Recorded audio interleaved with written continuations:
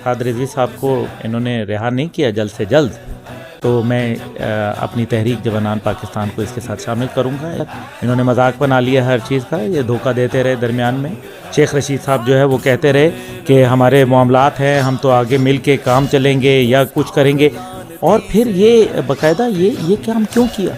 अगर ये साथ चलने की बातें हो रही थी, इस्तेमार की कुव्वतें पाकिस्तान के ऊपर इस बुरी तरीके से जो है वो छा गई हैं कि पाकिस्तान के नज़रिए से प्यार करने वाले नबी पाक सल्लल्लाहु अलैहि वसल्लम की नामूस के रखवाले, अब उनके ऊपर मगरिब से हुक्म आएगा और वो जो है यहाँ नाफिजुल अमल होगा।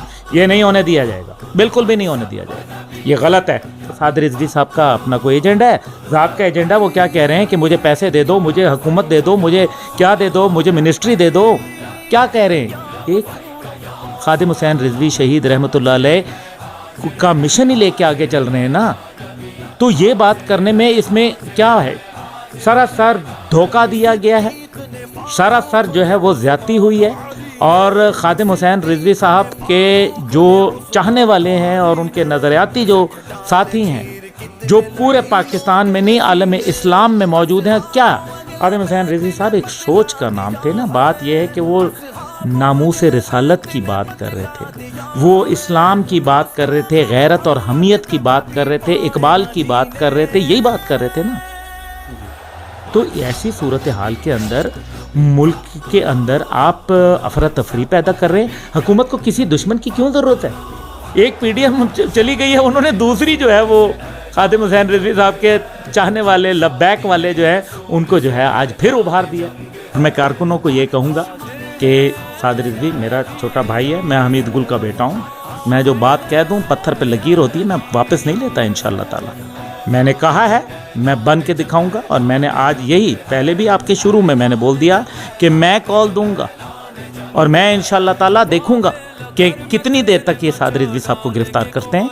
इंशाअल्लाह ताला हम भी बातचीत कर रहे हैं, यहाँ खामोश नहीं बैठे, कारकुनान इंतज़ार करें इंशाअल्लाह ताला। अब आप देखेंगे इंशाअल्लाह ताला, वरना दमादम मस्त कलंदर तो हो ही जाएगा।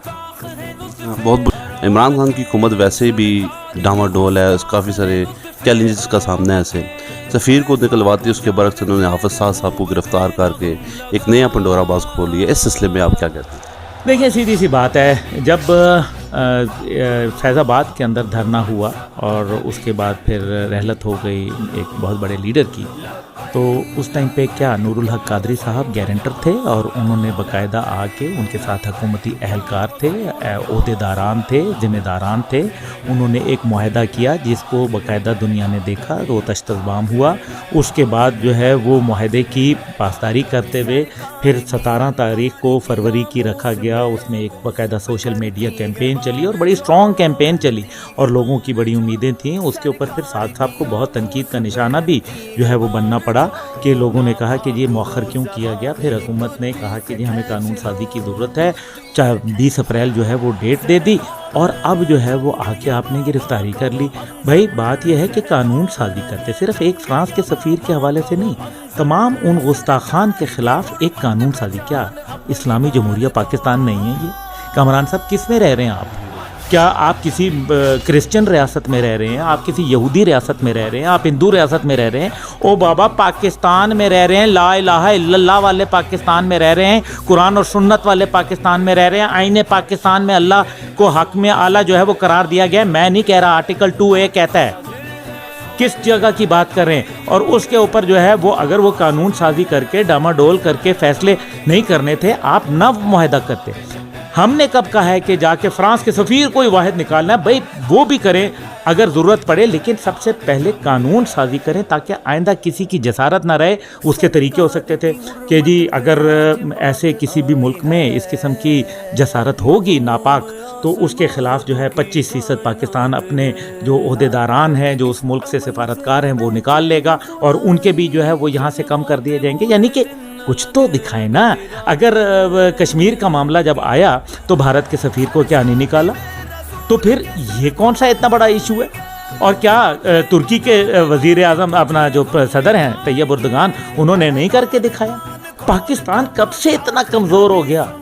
न्यूक्लियर पाकिस्तान, कलमा तैयबा पे बना हुआ पाकिस्तान।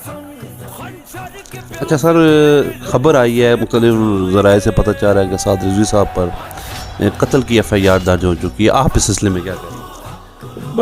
اب ہو سکتا ہے کہ وہ ایسا نہ ہو کہ بھٹو صاحب کے حوالے سے انہوں نے کوئی درج کر دی ہو، وہ ہوتا ہے نا بعد میں جو ضمنیاں ہوتی ہیں اس کے اندر، اور یہ بھی ہو سکتا ہے کہ وہ کسی اور کے قتل کے، راجیو گاندھی بھی قتل ہوا تھا، ہو سکتا ہے اس کی ڈال دی ہو، یہ بحری جہاز کے اغوا، یا ہو سکتا ہے وہ لیلا خالد جس نے جہاز اغوا کیا تھا اس کے حوالے سے مذائقہ خیز کے علاوہ اور میں کیا لفظ بولوں. سعد رضوی صاحب کو میرے خیال میں اپنے گھر میں کسی سے بات کرنے کا موقع نہیں ملتا، ان کے پاس اتنے پرستاروں کا ہجوم رہتا ہے، ان کو جو ہے وہ وہاں بیٹھ کے قتل کی یہ اوچھے اور چھچھورے اور چیپ حرکتیں جو ہے بند کر دینی چاہیے. سعد رضوی صاحب کو آپ نے انٹرویو میں چھوٹا بھائی کہا ہے، بڑی محبت کا اظہار کیا آپ نے ان کے ساتھ. آج چھوٹا بھائی گرفتار ہو چکے ہیں، ان کے کارکنوں میں بہت زیادہ اضطراب، بے چینی اور غصہ پایا جاتا ہے. ہمارے چینل کے حوالے سے ان کو کیا پیغام دیں؟ غصہ دبا کے رکھیں، اور موقع آ رہا ہے. آج آپ کو دیکھیں، بہت سارے جب بابا جی رحمۃ اللہ علیہ دنیا سے رحلت فرما گئے تو اس کے بعد بہت ساری چہمہ گوئیاں ہونا شروع ہو گئیں کہ ساتھ ساتھ شاید اس مرتبے پہ پہنچ پائیں گے نہیں پہنچ پائیں گے، تحریک لبیک جو ہے وہ یکجا رہ پائے گی نہیں رہ پائے گی، وہ مختلف قسم کی جو سیاست چلنا شروع ہو گئی. اب حکومت کا میں شکریہ ادا کرنا چاہتا ہوں. تھینک یو حکومت پاکستان آپ کا، جنہوں نے تحریک لبیک کو دوام بخش دیا. انہوں نے دوبارہ ثابت کر دیا کہ تحریک لبیک جو ہے وہ ایک بڑی مضبوط طاقتور سیاسی جماعت ہے، اور وہ نظریاتی جماعت ہے. خیبر سے لے کے کراچی تک، اور کراچی سے لے کے جو ہے کشمیر، اور کشمیر سے لے کے بلوچستان تک آج پاکستان جو ہے وہ جام پڑا ہوا ہے. یہ شکریہ حکومت پاکستان کا. انہوں نے سعد رضوی صاحب کو ایک بھرپور مضبوط سیاسی لیڈر بنا دیا. میں یہی کہہ سکتا ہوں، اور کیا کہوں گا. اور میں کارکنوں کو یہ کہوں گا کہ سعد رضوی میرا چھوٹا بھائی ہے، میں حمید گل کا بیٹا ہوں. میں جو بات کہہ دوں پتھر پہ لکیر ہوتی ہے، میں واپس نہیں لیتا انشاءاللہ تعالی. میں نے کہا ہے، میں بن کے دکھاؤں گا. اور میں نے آج یہی پہلے بھی آپ کے شروع میں نے بول دیا کہ میں کال دوں گا، اور میں انشاءاللہ تعالی دیکھوں گا کہ کتنی دیر تک یہ سعد رضوی صاحب کو گرفتار کرتے ہیں. انشاءاللہ تعالی ہم بھی بات چیت کر رہے ہیں، یا خاموش نہیں بیٹھے. کارکنان انتظار کریں انشاءاللہ تعالی. اب آپ دیکھیں گے انشاءاللہ تعالی، ورنہ دما دم مست کلندر تو ہو ہی جائے گا.